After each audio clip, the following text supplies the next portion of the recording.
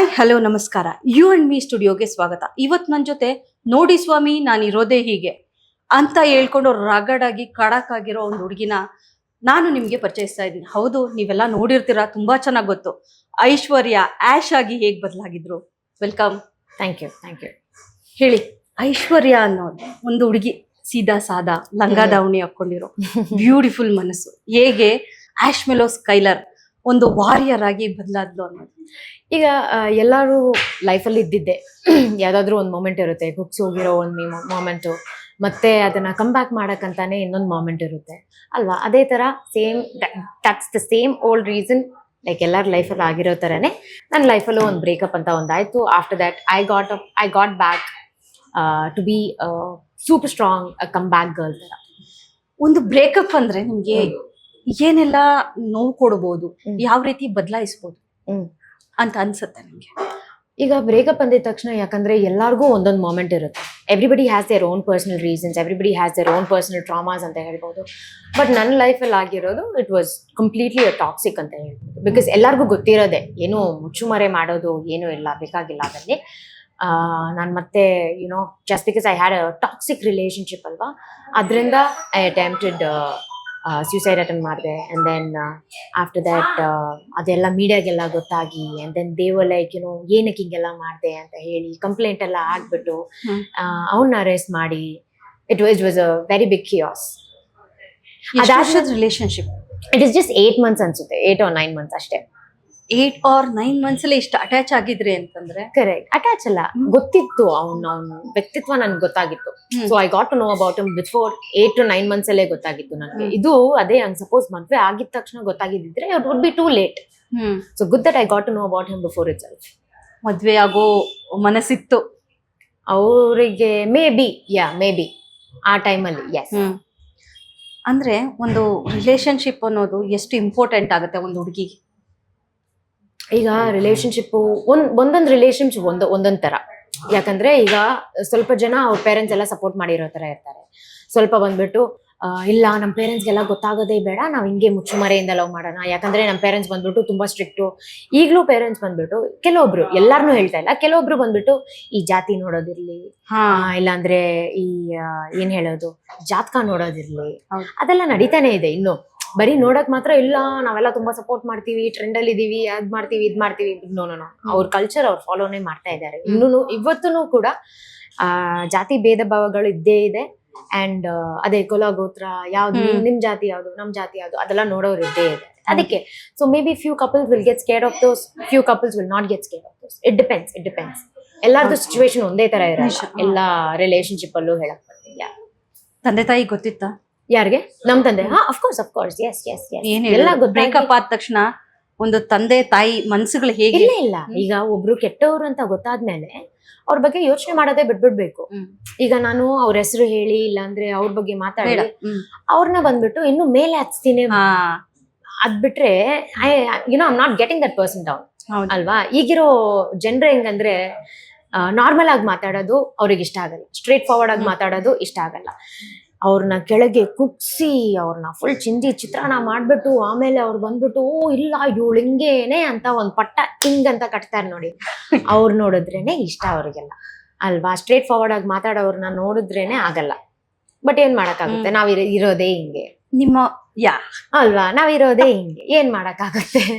ನಿಮಗ್ ಬದಲಾವಣೆನ ಅಪ್ಪಾಜಿ ಅಮ್ಮ ಒಪ್ಕೊಂಡ್ರ? ಏನ್ ಅವ್ರ ರಿಯಾಕ್ಷನ್? ಇಲ್ಲ, ನಾರ್ಮಲ್ ಆಗಿ ಅವರು ಒಂದು ಹೆಂಗ್ ಹೇಳೋದು, ಈಗ ಇಯರ್ಲಿ ಇಲ್ಲಾಂದ್ರೆ ಆಫ್ಟರ್ ಡೆಕೇಡ್ ಒಂದು ಚೇಂಜ್ ಆಗೇ ಆಗಿರುತ್ತೆ ಅಲ್ವಾ. ಈಗ ಫಾರ್ ಎಕ್ಸಾಂಪಲ್ ಹೇಳ್ಬೇಕಂದ್ರೆ, ಅವ್ರ ತಂದೆ ತಾಯಿ ಬಂದ್ಬಿಟ್ಟು ಪಂಚೆ ಕಟ್ತಾ ಇದ್ರು, ಸ್ಯಾರಿ ಉಡ್ತಾ ಇದ್ರು ಅಲ್ವಾ. ಅವ್ರ ತಂದೆ ತಾಯಿ, ನಮ್ ಡ್ಯಾಡಿ ಅವ್ರ ತಂದೆ ತಾಯಿ. ಈಗ ಅವ್ರ ಜನರೇಷನ್ ಬಂದ್ರೆ ನಮ್ ಪಪ್ಪ ಬಂದ್ಬಿಟ್ಟು ಪ್ಯಾಂಟ್ ಹಾಕ್ತಾರೆ, ಶರ್ಟ್ ಹಾಕ್ತಾರೆ. ಅದೇ ತರ ಚೇಂಜ್ ಆಗ್ತಾನೆ ಇರ್ಬೇಕು. ಅವ್ರು ಒಪ್ಕೊಂಡ್ರು.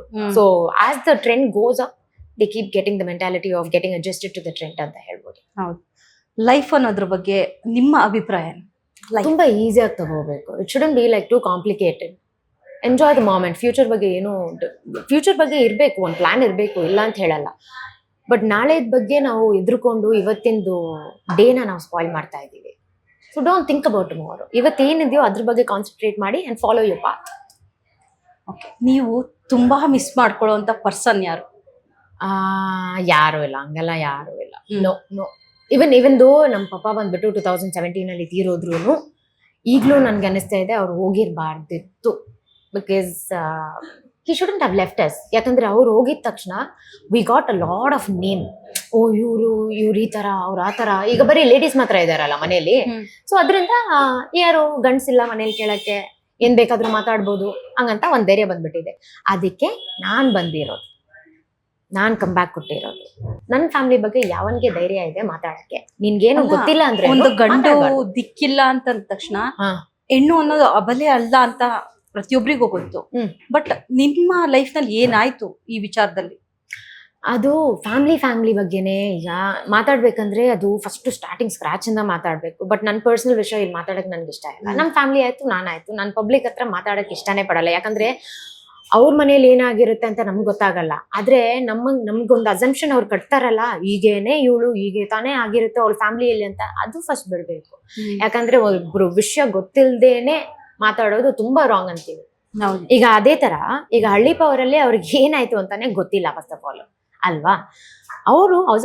ಅವ್ರಿಗೆ ಒಂದು ಅಸಂಪ್ಷನ್ ಇರುತ್ತೆ, ಅವರಿಗೆ ಒಂದು ಪರ್ಸ್ಪೆಕ್ಟಿವ್ ಇರುತ್ತೆ. ಅದನ್ನೆಲ್ಲ ಕ್ಯಾಲ್ಕುಲೇಟ್ ಮಾಡಿ ಅವ್ರ ಒಪಿನಿಯನ್ ಎಲ್ಲ ಹೇಳಿ ಆಮೇಲೆ ನನ್ನನ್ನು ಜಡ್ಜ್ ಮಾಡೋದು ಬಂದ್ಬಿಟ್ರೆ ತುಂಬಾ ರಾಂಗ್. ಹಂಗ್ ಸಪೋಸ್ ಅಷ್ಟು ಧೈರ್ಯ ಇದೆಯಾ, ಅಷ್ಟು ಕಮೆಂಟ್ ಆಗ್ತೀರಾ, ಅಷ್ಟೆಲ್ಲ ಮಾಡ್ತೀರಾ, come in front of me, ಮಾತಾಡೋಣ, ಪಕ್ಕದಲ್ಲಿ ಕೂತ್ಕೊಳ್ಳಿ, ನಮ್ಮ ಮನೆಗೆ ಬನ್ನಿ, ನಾನು ಅಡ್ರೆಸ್ ಕೊಡ್ತೀನಿ, ಮನೆಗೆ ಬನ್ನಿ, ಊಟ ಎಲ್ಲ ಮಾಡಿಸ್ತೀನಿ, ಮಾತಾಡಿ ಕಮ್ ಲೆಟ್ಸ್ ಟಾಕ್. ಅವ್ರಿಗೂ ಒಂದು ಐಡಿಯಾ ಬರುತ್ತೆ ಏನ್ ಕತೆ ಅಂತ ಹೇಳ್ಬಿಟ್ಟು. ಹಂಗೆ ಸಂಬಂಧದಲ್ಲೂ ಸಂಬಂಧಿಕರಿಗೆ ಸಂಬಂಧಕ್ಕೆ ಎಷ್ಟು ಬೆಲೆ ಕೊಡ್ತೀರಾ? Zero, absolute zero. ಯಾಕಂದ್ರೆ ಇವತ್ತು ಬರ್ತಾರೆ, ನಾಳೆ ಹೋಗ್ತಾರೆ.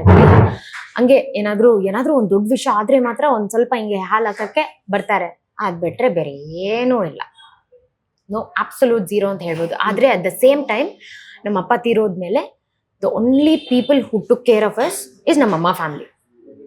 ಅದ್ರ ಬಗ್ಗೆ ಏನ್ ಡೌಟೇ ಇಲ್ಲ. ಚಿಕ್ಕದಿಂದನೂ ನನ್ನನ್ನ ಇಲ್ಲಿ ತನಕ ಅವರೇ ನನ್ನನ್ನು ಬೆಳೆಸ್ಕೊಂಡ್ ಬರ್ತಾ ಇರೋದು. ಅವರಿಗಂತೂ ನಾನು ಏನೋ ಚಿರಋಣಿ ಆಗಿರ್ತೀನಿ ಯಾವಾಗ್ಲೂ, ಡೆಫಿನೆಟ್ಲಿ ಫಾರ್ ಶೋರ್. ಬಿಕಾಸ್ ಅವ್ರು ಬಂದ್ಬಿಟ್ಟು ಅವರು ದೇವ್ರ ತರ ನಮ್ಗೆಲ್ಲ. ನಮ್ಮ ಮಮ್ಮಿ ಸೈಡು ಇದೇ, ನಮ್ಮ ಪಪ್ಪ ಸೈಡ್ ಇದ್ರು ಚೆನ್ನಾಗಿದ್ರು, ಎಲ್ಲ ಚೆನ್ನಾಗೇ ಇದ್ದಿದ್ದು. ಆಮೇಲೆ ಅವರೆಲ್ಲ ತೀರೋದ್ಮೇಲೆ ಆಮೇಲೆ ಇವ್ರು ಬಂದ್ಬಿಟ್ಟು ಆಸ್ತಿ ಏನಕ್ಕೆ ನಾವು ಕೊಡ್ಬೇಕು, ನಾವೇನಕ್ಕೆ ಹಿಂಗೆಲ್ಲ ಮಾಡ್ಬೇಕು, ನಾವೇನಕ್ಕೆ ಹಂಗ್ ಮಾಡ್ಬೇಕು, ಕಂಪ್ಲೇಂಟ್ ಕೊಡ್ತೀರಾ, ಕಂಪ್ಲೇಂಟ್ ಕೊಡಿ.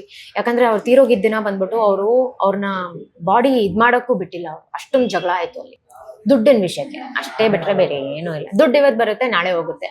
ಇವತ್ತು ನಾನು ಇಲ್ಲಿ ಕೂತಿದ್ದೀನಿ ಅಲ್ವಾ, ಎಷ್ಟೆಲ್ಲ ಸಂಪಾದನೆ ಮಾಡ್ಬೋದು. ಈಗ ಅವ್ರು ಕಾಲ್ ಮಾಡ್ತಾ ಇದ್ದಾರೆ, ಓ ಆಶಿಗೆ ಬಂದ್ಬಿಟ್ಟು ನಮ್ಮ ಸೈಡಲ್ಲಿ ಒಂದು ಒಳ್ಳೆ ಹುಡುಗ ಇದ್ದಾನೆ, ಏನಕ್ಕೆ ಮತ್ತೆ ನನ್ನನ್ನು ಸಾಯ್ಸಕ್ಕ, ಏನಕ್ಕೆ ಹೋಗ್ಬೇಕು ನಾನು ಅಲ್ವಾ. I want to go to my family side, especially my dad side. No. ಏನಾಗಿತ್ತು ತಂದೆಗೆ? ಅವರು ಹಾರ್ಟ್ ಅಟ್ಯಾಕ್ ಅಲ್ಲಿ ತೀರೋದು ಸಡನ್ಲಿ. ಹೌದು. So it was a natural death. 3 ಗಂಟೆ ನೈಟ್ಗೆ ಅನ್ಸುತ್ತೆ ಹಾರ್ಟ್ ಅಟ್ಯಾಕ್ ಆಗಿ ತೀರೋಗಿ. ಹೇಗಿತ್ತು ಸಂದರ್ಭ? ತಾಯಿನ ಹೇಗೆ ಸಂಭಾಳಿಸಿದ್ರಿ ನೀವು? ನೋ, ಇಟ್ ವಾಸ್ ಎಲ್ಲರೂ ಶಾಟರ್ಡ್ ಆಗಿದ್ವಿ. All our hearts were completely shattered into millions of pieces. ಅವಾಗ ಏನು ಹೇಳಕ್ಕೆ ಆಗ್ಲಿಲ್ಲ. That moment was very bad. ನಿಮ್ಮ ತಂಗಿನೂ ಹೇಗ್ ಸಂಭಾಳಿಸಿದ್ರೆ? ಯಾಕೆಂದ್ರೆ ಅವಾಗ ಚಿಕ್ಕ ಹುಡುಗಿ, ಒಂದು ತುಂಬಾ ಚಿಕ್ಕ ಹುಡುಗಿ ಅವಳಿಗೆ ಅವಾಗ ಮೆಂಟಾಲಿಟಿನೇ ಇರ್ಲಿಲ್ಲ. ಈ ತರ ಈ ತರ ಆಗಿದೆ, ಹೆಂಗ್ ಹ್ಯಾಂಡಲ್ ಮಾಡೋದು. ನಾನು ಏನೋ ಅಷ್ಟು ದೊಡ್ಡವಳನ್ನಲ್ಲ. I was only like 20 years. ಅವಾಗಿನ ಟೈಮ್ ಇದ್ದಿದ್ದೇ ಬೇರೆ, ಇವಾಗ ಇನ್ ಜನರೇಷನ್ ಇರೋದೇ ಬೇರೆ. ಇಲ್ಲಾಂದ್ರೆ ಇವಾಗಿನ ಟೈಮ್ ಅವರು ನನ್ಗೆ ಪ್ರಾಸೆಸ್ ಮಾಡಕ್ಕೆ ಅಟ್ಲೀಸ್ಟ್ ಒಂದು 3 days ಆಯ್ತು ಇದೆಲ್ಲ ಆಗಿದ್ಯಾ ಅಂತ ಹೇಳ್ಬಿಟ್ಟು. ಅದ್ರ ಬಿಟ್ರೆ apart from that nothing else. ಯಾಕೆಂದ್ರೆ ತಂಗಿ ಅನ್ನೋಳು ಅಕ್ಕನ ಒಂದು ಅರ್ಧ ಭಾಗ, ಯಾಕೆಂದ್ರೆ ಸೋಲ್ಮೇಟ್. ಹೌದು. ಸೊ ಅವಳು ಬಂದ್ಬಿಟ್ಟು ನನ್ನನ್ ಫುಲ್ ಜೆರಾಕ್ಸ್ ಅವಳು. ನಾನು ಹೆಂಗಿದ್ದೀನೋ ಅದೇ ತರ. ಸೊ ಅದಕ್ಕೋಸ್ಕರ, ಯಾಕೆಂದ್ರೆ ಮನೆಯಲ್ಲಿ ಏನೇ ಒಂದು ಚಿಕ್ಕ ಬದಲಾವಣೆ ಆದ್ರೆ ಅಥವಾ ನಿಮ್ಗೆ ಏನಾದ್ರು ಒಂದ್ ಚೂರಾದ್ರೂ ತಂಗಿ ರೆಸ್ಪಾನ್ಸ್ ಹೇಗಿರುತ್ತೆ? ಎಕ್ಸಾಕ್ಟ್ಲಿ. ಅವಳು ಬಂದ್ಬಿಟ್ಟು ಈಗ ಹೆಂಗ್ ಗೊತ್ತಾ, ಅವಳು ಜೆನ್ಸಿ. ಅವಳು ಫುಲ್ ಜೆನ್ಸಿ. Full Gen Z. ಅವಳಿಗೆ her thinking capacity is faster than mind. ಹೌದು. ಈಗ ಏನಾದ್ರೂ ಒಂದ್ ಸಿಚುವೇಶನ್ ಆದ್ರೂ ಕೂಡ ನಾನ್ ಮಾತಾಡೋಕ್ಕಿಂತ ಮುಂಚೆ ಅವಳು ಹೇಳ್ತಾಳೆ, ಮಾ ನಿನಗ್ ಗೊತ್ತಿಲ್ಲಮ್ಮ, ಇದ್ರ ಬಗ್ಗೆ ಎಲ್ಲ ನಿನ್ಗೆ ಗೊತ್ತಿಲ್ಲ. ಅವಳು ಮಾತಾಡ್ತಾಳೆ, ಇರು 1 ನಿಮಿಷ ಕೇಳು. ಇಲ್ಲಾಂದ್ರೆ ನನಗೇನಾದ್ರೂ ಹಂಗ್ ಸಪೋಸ್ ನಾನು ಬೇರೆ ತರ ಏನಾದ್ರೂ ಮಾತಾಡಿದ್ರು she'll be like, Ash that's not the way you talk like this. ಅವಳು ನನ್ಗಿಂತ ಮೆಚೂರ್ ಆಗಿದ್ದಾಳೆ. She is way too stronger, I think. ನೀವು ತಾಯಿ ಲವ್ಗೆ ಎಷ್ಟು ಇಂಪಾರ್ಟೆಂಟ್ ಕೊಡ್ತೀರಾ? ಮದರ್ ಅಂದ್ರೆ ಏನಂತ? ಈಗ ಫಸ್ಟ್ ಎಲ್ಲ ಇಲ್ಲ ನನಗೆ ಇದು ನೀನ್ ಮಾಡೋದೇ ಇಷ್ಟ ಅಲ್ಲ, ನನಗೆ ಇದ್ ಮಾಡೋದು ಇಷ್ಟ ಇಲ್ಲ, ಅದ್ ಮಾಡೋದು ಇಷ್ಟ ಇಲ್ಲ ಅಂದ್ರೆ, ಆದ್ರೆ ನಾವು ಒಂದ್ ಜಾಗ ಬಿಟ್ಟು ಇನ್ನೊಂದ್ ಜಾಗಕ್ಕೆ ಹೋಗ್ತೀವಿ ನೋಡಿ, ಅಲ್ಲಿ ಬರೀ ನಾವೇ ಇರ್ಬೇಕು, ನಾವೇ ಕುಕಿಂಗ್ ಮಾಡ್ಬೇಕು, ನಾವೇ ನಮ್ ಬಟ್ಟೆ ಎಲ್ಲ ತೊಳಿಬೇಕು, ಅವಾಗ ಮಮ್ಮಿ ಅನ್ನೋದು ಒಂದು ಬಂದೇ ಬರುತ್ತೆ. ನಮ್ಮ ಮನೇಲಿದ್ದಾಗ ನಾವು ಎಷ್ಟು ಆರಾಮಾಗಿ ರಾಣಿ ತರ ಎಲ್ಲ ಇದ್ದು, ಆಮೇಲೆ all of a sudden you know then they come up like oh shit ಹಿಂಗೆಲ್ಲ ಆಯ್ತಲ್ಲ. ನಾನ್ ಮನೇಲಿ ಇದ್ದಿದ್ರೆ ನಾನ್ ಕಾಫಿ ಕಪ್ನು ಎತ್ತಿಡ್ತಾ ಇರ್ಲಿಲ್ಲ. ಎಕ್ಸಾಕ್ಟ್ಲಿ ಫುಲ್ ಆಲ್ಫಾ ಲೈಫ್ ಅಲ್ಲಿ ಮಾ ಇದ್ ಮಾಡ್ಸು ನನ್ಗೆ, ಮಾ ಅದ್ ಮಾಡ್ಸು ನನ್ಗೆ ಅಂತ ಹೇಳ್ಬಿಟ್ಟು. ಬಟ್ ನಾವು ಅಮ್ಮ ಇದು ತಿನ್ನೋಕ್ ಆಗ್ತಿಲ್ಲ. ಹೌದು ಮನೇಲಂತೂ ಉಪ್ಪಿಟ್ಟಂತೂ ಮುಟ್ತಾನೆ ಇರ್ಲಿಲ್ಲ. ಆದ್ರೆ ಹಳ್ಳಿ ಪವರ್ಗ್ ಹೋಗಾದ್ಮೇಲೆ ಅಲ್ಲಿ ಹಳ್ಳಿಯವ್ರ ಜನ ಬರೀ ಉಪ್ಪಿಟ್ಟೆ ಕೊಡೋದು. ಅದೆಲ್ಲ ತಿಂತಾ ಇದ್ದಿ. ಅವಾಗೆಲ್ಲ ನೆನ್ಸ್ಕೊಂಡೆ, ಅಯ್ಯೋ ನಮ್ಮ ಮಮ್ಮಿ ಉಪ್ಪಿಟ್ಟೆಲ್ಲ ಕೊಡ್ತಾ ಇದ್ರು, ಅವಾಗೆಲ್ಲ ಬೇಡ ಬೇಡ ಅಂತಿದ್ದೆ. ಇವಾಗ ನೋಡ್ ಗತಿ ಏನ್ ಬಂದಿದೆ, ನಂಗೆ ಉಪ್ಪಿಟ್ಟಿನೋ ಗತಿನೇ ಬಂದ್ಬಿಟ್ಟಿದೆ ಅಂತ. ನಿಮ್ ಫೇವ್ರೆಟ್ ಫುಡ್ ಏನು ಅಮ್ಮ ಮಾಡೋ ಅಂತದ್ದು? Fried rice. Yes, she makes beautiful. ಅಮ್ಮ ನಿಮ್ಗೆ ಕೈ ತುತ್ತು ಕೊಡ್ತಾರ? Daily every day. ಬೆಳಗ್ಗೆ ಮಧ್ಯಾಹ್ನ ಮಾತ್ರ ಇರಲ್ಲ, ಯಾಕಂದ್ರೆ ಅವ್ರ ಕೆಲ್ಸಕ್ಕೆ ಹೋಗ್ತಾ ಇದ್ದಾರೆ. But apart from that night ಬೆಳಗ್ಗೆ ಮಾತ್ರ ಎವ್ರಿ ಡೇ.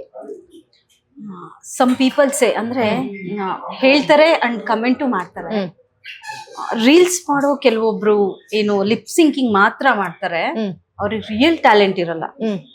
ಸೊ ಅಂತವ್ರನ್ನ ಏನಕ್ಕೆ ಮೇನ್ ಸ್ಟ್ರೀಮ್ ಅಲ್ಲಿ ತಂದು ಕೂರಿಸ್ತೀರಾ, ಅಥವಾ ಕೆಲವೊಂದು ಮೇನ್ ಶೋಗಳಿಗೆ ಕರ್ಕೊಂಡ್ ಬರ್ತೀರಾ, ಅದರಿಂದ ನಿಮಗೆ ಏನ್ ಬೆನಿಫಿಟ್ ಸಿಗತ್ತೆ ಅನ್ನೋ ತರ ಮಾತಾಡ್ತಾರೆ. ಯಾಕಂದ್ರೆ ದೇ ಆರ್ ವರ್ತ್ಲೆಸ್ ಅನ್ನೋ ತರ, ಯಾಕಂದ್ರೆ ಸುಮ್ನೆ ಎನೆಕ್ಟ್ ಮಾಡ್ತಾರೆ ಅಂತಾರೆ. ಅಂತ ಅನ್ನೋರ್ಗೆ ಏನ್ ಹೇಳ್ತೀರಾ? ಈಗ ಬರೀ ಲಿಪ್ಸಿಂಗ್ ಮಾಡಿರಕ್ಕೇನೆ ನನಗೆ 1 million ಸಿಕ್ಕಿರೋದು. ಅವ್ರು ಕಮೆಂಟ್ ಮಾಡ್ತಾ ಇದಾರಲ್ಲ, ಅವ್ರಿಗೆ ಎಷ್ಟಿದೆ, ಏನಿದೆ, ಏನ್ ಮಾಡ್ತಾರೆ, ಅವರಿಂದ ಏನ್ ಮಾಡಕ್ ಆಗುತ್ತೆ ಹೇಳಿ? ಹಬ್ಬಬ್ಬ ಅಂದ್ರೆ ಏನ್ ಮಾಡ್ತಾರೆ, ಒಂದ್ 10 ಕಮೆಂಟ್ ಹಾಕ್ತಾರೆ ಅಲ್ವಾ? ಅದ್ ಬಿಟ್ಟು ಬೇರೆ ಏನ್ ಮಾಡ್ತಾರೆ? What else do you do? Nothing else. ಬರೀ ಕಮೆಂಟ್ ಮಾಡೋದು ಅಷ್ಟೇ. But at the same time ನಾನು ಸುಳ್ಳು ಹೇಳಲ್ಲ, ಅಫ್ಕೋರ್ಸ್ ನಾವು ಲಿಪ್ ಸಿಂಕಿಂಗ್ ಮಾಡ್ತೀವಿ. ಬೇರೆಯವ್ರದ್ದು ಡೈಲಾಗೇ ಹೇಳೋದು ನಾವು, ಯಾಕಂದ್ರೆ ನಮ್ಮ ಹತ್ರ ಓನ್ ಕಂಟೆಂಟ್ ಇಲ್ಲ. ನೀನ್ ಅಷ್ಟೆಲ್ಲ ಮಾತಾಡ್ತಾ ಇದೆಯಲ್ಲ, ಓನ್ ಕಂಟೆಂಟ್ ಮಾಡಿ ತೋರ್ಸು, let me see. You want to do, let me see. ನೀನು ಬೆಳಿ, ನೀನು ಫಿಲ್ಮ್ ಇಂಡಸ್ಟ್ರಿಗೆ ಹೋಗು, ನಿನ್ಗೂ ಅವಾಗ ಗೊತ್ತಾಗುತ್ತೆ ಅಲ್ವಾ? ಸುಮ್ನೆ ಎಲ್ಲೆಲ್ಲೋ ಇದ್ಕೊಂಡು ಕಲರ್ ಕಾಗೆ ಓಡಿಸೋದಲ್ಲ. ಜನಗಳು ಗುಡ್ ಕಾಮೆಂಟ್ಸ್ ಹಾಕ್ತಾರೆ, ಬ್ಯಾಡ್ ಕಾಮೆಂಟ್ಸ್ ಹಾಕ್ತಾರೆ, ಅಫ್ಕೋರ್ಸ್. ಸೊ ನೀವು ಹೇಗ್ ತಗೊಳ್ತೀರಾ ಅದನ್ನ? ಇಲ್ಲ, ಎಲ್ಲದನ್ನು ಇಗ್ನೋರ್ ಮಾಡ್ತೀನಿ. ಗುಡ್ ಕಮೆಂಟ್ಸ್ ಆಗಿರ್ಲಿ, ಬ್ಯಾಡ್ ಕಮೆಂಟ್ಸ್ ಆಗಿರ್ಲಿ, ಎಲ್ಲಾರನ್ನೂ ಇಗ್ನೋರ್ ಮಾಡ್ತೀನಿ. ಬೈ ಯಾಕೆಂದ್ರೆ ಒಂದ್ ಒಳ್ಳೇದ್ ಬರುತ್ತೆ ಅಂದಾಗ ತಗೋಬೇಕು ಅಂತ ಅನ್ಸಲ್ವಾ? ಇಲ್ಲ, ಹಂಗೇನಿಲ್ಲ. ಯಾಕಂದ್ರೆ ನಾನು ಅವಾಗ್ಲೇ ಹೇಳಿದ್ದೆ, ಇರೋದೇ ಹಿಂಗೆ, ನನಗೇನ್ ಅನ್ಸುತ್ತೋ ಅದೇ ಮಾಡ್ತೀನಿ. ಅವ್ರವ್ರ ಒಪಿನಿಯನ್ ಹೇಳ್ತಾರೆ, ಎಲ್ಲಾರ್ದು ಒಪಿನಿಯನ್ ತಗೋಬೇಕು ಅಂತ ಏನೂ ಇಲ್ಲ ಅಲ್ವಾ? ನಮ್ಗೇನ್ ಒಳ್ಳೇದು ಅಂತ ಅನ್ಸುತ್ತೆ ಅದ್ ಮಾಡ್ಬೇಕು, ಏನ್ ಕೆಟ್ಟದಂತ ಅನ್ಸುತ್ತೆ ಅದ್ ಬಿಡ್ಬೇಕು. ಎಲ್ಲಾರು ಹೇಳ್ತಾರೆ ಅಂತ ಹೇಳೋದಿಕ್ಕೆ we can't take everybody's opinion. Reels ಮಾಡ್ಬೇಕು ಅನ್ನೋ ಒಂದು ಟ್ರೆಂಡ್ ಸ್ಟಾರ್ಟ್ ಆಗಿದ್ದು ಇತ್ತೀಚೆಗೆ. ಆ ಟ್ರೆಂಡ್ ನಿಮ್ಮಲ್ಲಿ ಏನ್ ಹುಟ್ಟಾಗ್ತು, ಹೇಗೆ ಅದನ್ನ ಹೊರತರಬೇಕು ಅನ್ನಿಸ್ತು? ಈಗ 2019 ಅಲ್ಲಿ ಸುಮ್ಮನೆ ಟೈಮ್ ಪಾಸ್ಗೋಸ್ಕರ ನಾನು ರೀಲ್ಸ್ ಮಾಡಕ್ ಸ್ಟಾರ್ಟ್ ಮಾಡಿದೆ. Because I was working. ಅವಾಗ ನಾನು ಎಕ್ಸ್ಪೀರಿಯನ್ಸ್ ಕೆಲಸ ಮಾಡ್ತಾ ಇದ್ದೆ ITPL AGS ಅಲ್ಲಿ. ಅಲ್ಲಿ ಕೆಲಸ ಮಾಡ್ತಾ ಇದ್ದೆ. ಹಂಗೆ ರೀಲ್ಸ್ ಮಾಡ್ತಾ and it was COVID also. So reels ಮಾಡ್ತಾ I start building followers. So followers ಬರ್ತಾ then I was like, okay, why don't I concentrate, ಇದ್ರಲ್ಲಿ ಏನಕ್ಕೆ ಕಾನ್ಸಂಟ್ರೇಟ್ ಮಾಡಬಾರ್ದು ಅಂತ ಹೇಳಿ ಅಲ್ಲಿ 5 years ಎಕ್ಸ್ಪೀರಿಯನ್ಸ್ ತಗೊಂಡು ಇಲ್ಲಿ ರೀಲ್ಸ್ ಮಾಡ್ತಾ ಹಂಗೆ ಬಿಟ್ಟು, and then I was like, okay, let's concentrate on this ಅಂತ ಹೇಳಿ that is when I got into Bheema. ಏನ್ ಎಜುಕೇಶನ್ ಏನಾಗಿದೆ ಸ್ಕೈಲರ್? ನಾನು BCom ಡಿಸ್ಕಂಟಿನ್ಯೂ ಮಾಡಿದ್ದೀನಿ. ರೀಸನ್? ಬಿಕಾಸ್ ನಮ್ಮ ಪ್ರಿನ್ಸಿಪಲ್ ಹೊಡೆದು ಬಿಟ್ಟೆ ಅಂತ ಹೇಳಿ. Why? No, it's because that was a big chaos. ಅವಾಗಂತೂ ನನಗೆ ಫ್ರೆಂಡ್ಸ್ ಅಂತ ಇದ್ದಿದ್ದು.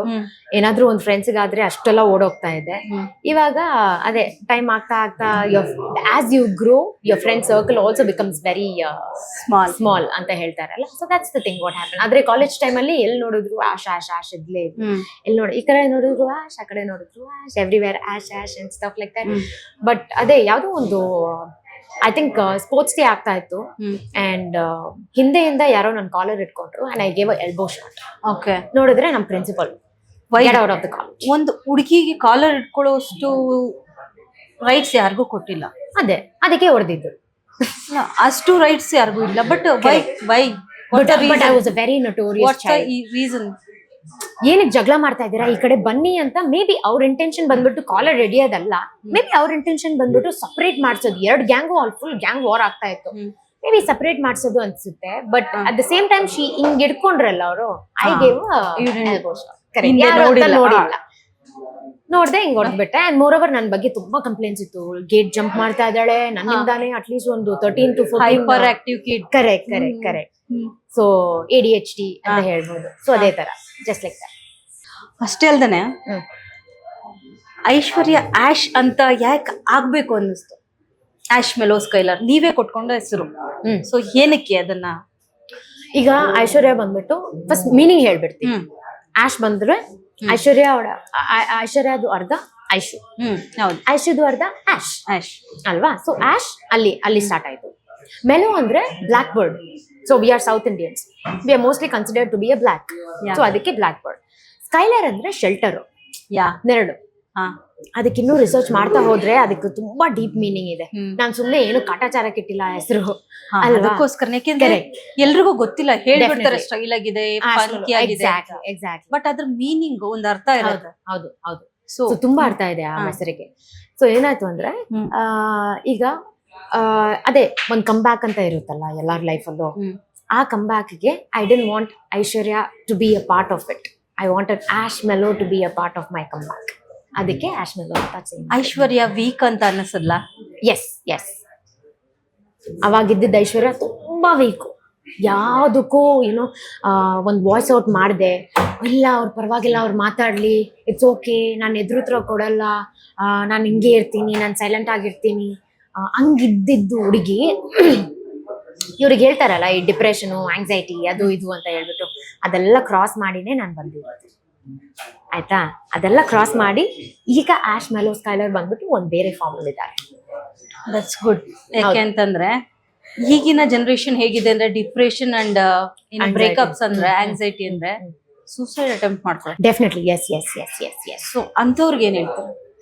ಇಲ್ಲ, ಯಾಕಂದ್ರೆ ನಾನು ಒಂದ್ಸಡಿ ಮಾಡಿದ್ದೀನಿ, ಇಲ್ಲ ಅಂತ ಹೇಳಲ್ಲ. It depends on how strong they are right ನಾವು. ಈಗಿನ ಜನ್ಜಿ ಅಂತೂ ಸಾಕತ್ ಸ್ಟ್ರಾಂಗ್ ಇದ್ದಾರೆ. ಅದೇ ಹೇಳ್ತಾರಲ್ಲ, ಕಡಲಲ್ಲಿ ಬರೀ ಒಂದ್ ಮೀನೇ ಇರಲ್ಲ, ಎಷ್ಟೊಂದ್ ಮೀನುಗಳಿರುತ್ತೆ. ಹೌದು.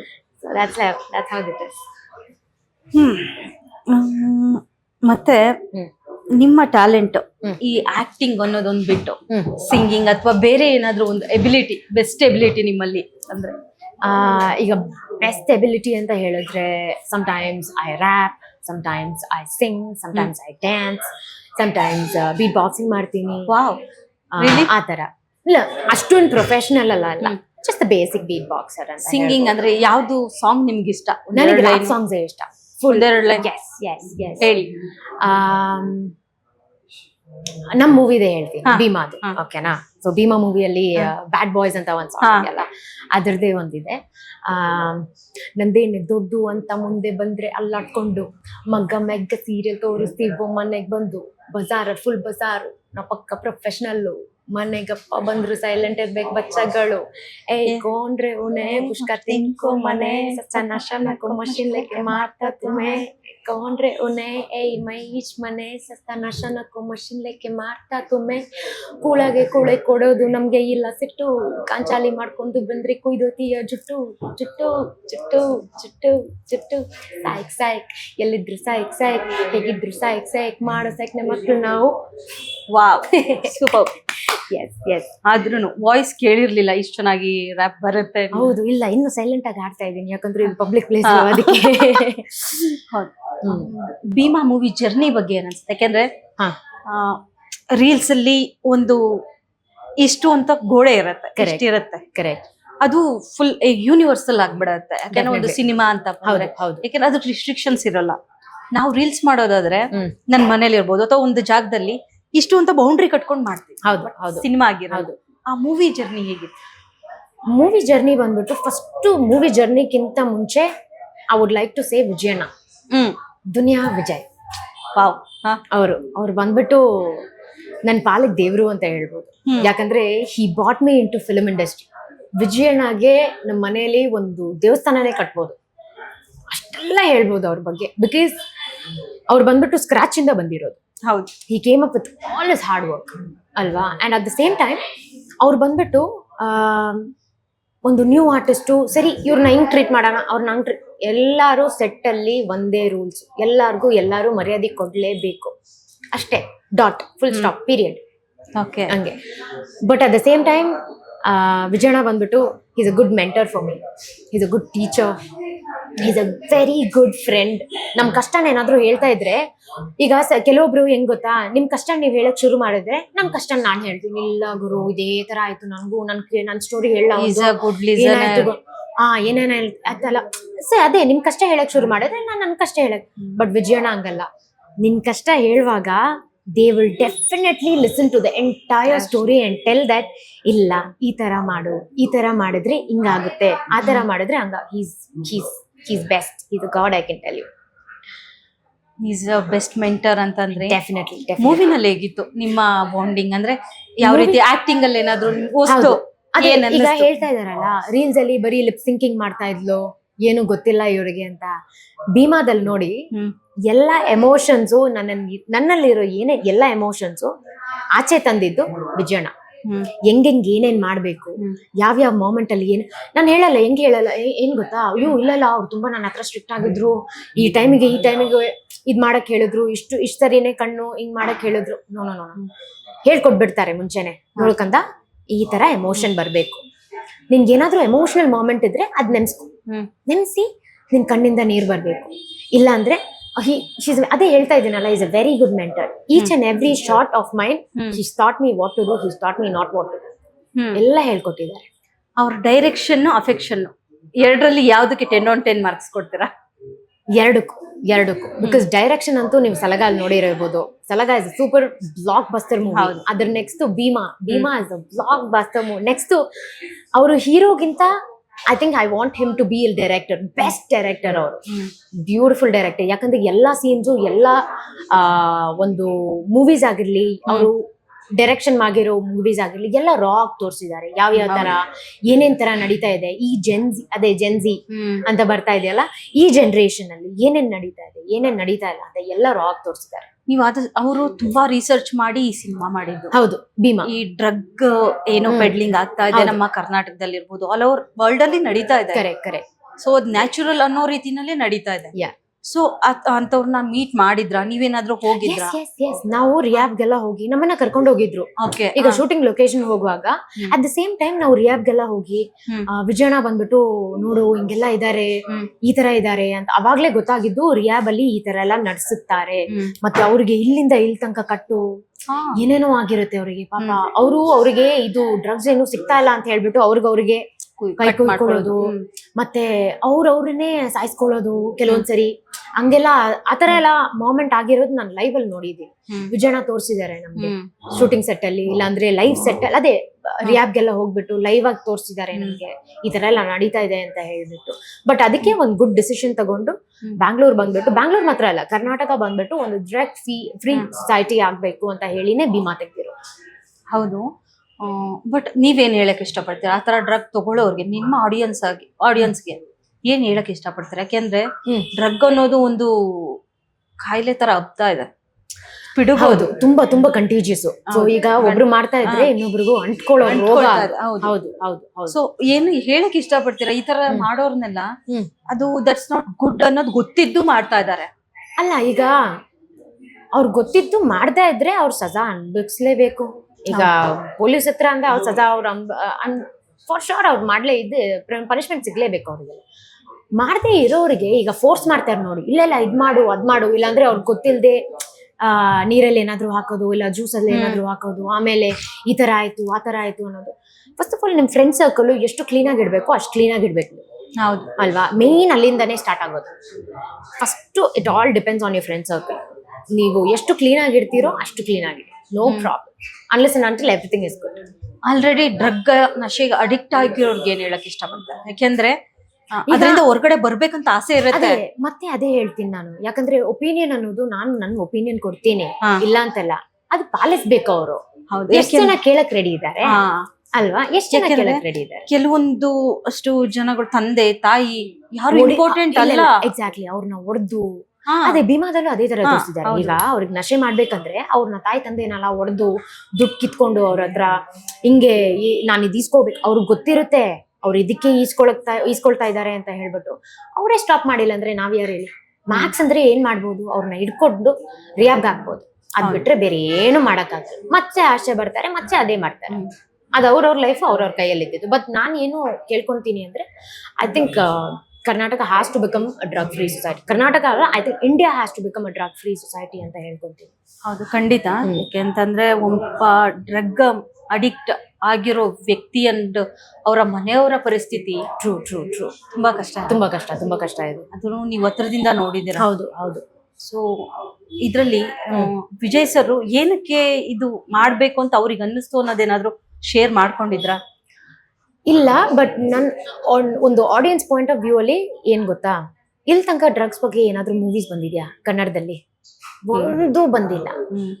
The Bheema is the first movie to make an awareness, say no to drugs ಅಂತ ಹೇಳ್ಬಿಟ್ಟು. I think it's a very good concept. ಹೌದು. ಅದಾದ್ಮೇಲೆ ಕೂಡ ವಿಜಯಣ್ಣ ಬಂದ್ಬಿಟ್ಟು ಎಷ್ಟೋ ಜನ ಹಿಡ್ಕೊಟ್ಟಿದ್ದಾರೆ, ನೀವೆಲ್ಲ ನೋಡಿರ್ತೀರಲ್ಲ. ಹಿಂಗೆಲ್ಲ ಮಾಡ್ತಾ ಇದಾರೆ, ರಿಯಾಬ್ ಹಾಕಿ ಇವ್ರನ್ನ. ಹೌದು ಅಲ್ಲ, ಮೂವಿ ಎಲ್ಲ ಆದ್ಮೇಲೆ ಕೂಡ ಅವ್ರಿಗೆ ಅದನ್ನ ಮಾಡ್ಬೇಕು ಅಂತ ಅವಶ್ಯಕತೆನೇ ಇರ್ಲಿಲ್ಲ. ಏನಕ್ಕೆ ಮಾಡಿದ್ರು? Because he wants to prove the society that ಈ ಸೊಸೈಟಿ ಬಂದ್ಬಿಟ್ಟು ಡ್ರಗ್ ಫ್ರೀ ಆಗಿ ಮಾಡಿಸ್ಬೇಕು ಅಂತ ಹೇಳ್ಬಿಟ್ಟೆ. ಅದಕ್ಕೆ that is the only reason he wanted to make Bangalore especially, because Bangalore ಬಂದ್ಬಿಟ್ಟು ಇಸ್ ಬಿಕಮ್ ಮಾಫಿಯಾ ಸಿಟಿ ಅಂತ ಹೇಳ್ಬೋದು ಈಗ. ಕರೆಕ್ಟ್, ಹಬ್ ತರ ಆಗಿದೆ. So he wants to clear all those. That is the only. ಅವ್ರ ಪ್ರಯತ್ನ ಅವ್ರು ಮಾಡಿದ್ದಾರೆ, ಮಿಕ್ಕಿದ್ದು ನಾವು ನಮ್ಮಿಂದ ಏನೇನ್ what are the possible ways to stop all these ಅಂತ ಸ್ವಲ್ಪ ಯೋಚನೆ ಮಾಡಿ ಆಮೇಲೆ we have to take the steps forward.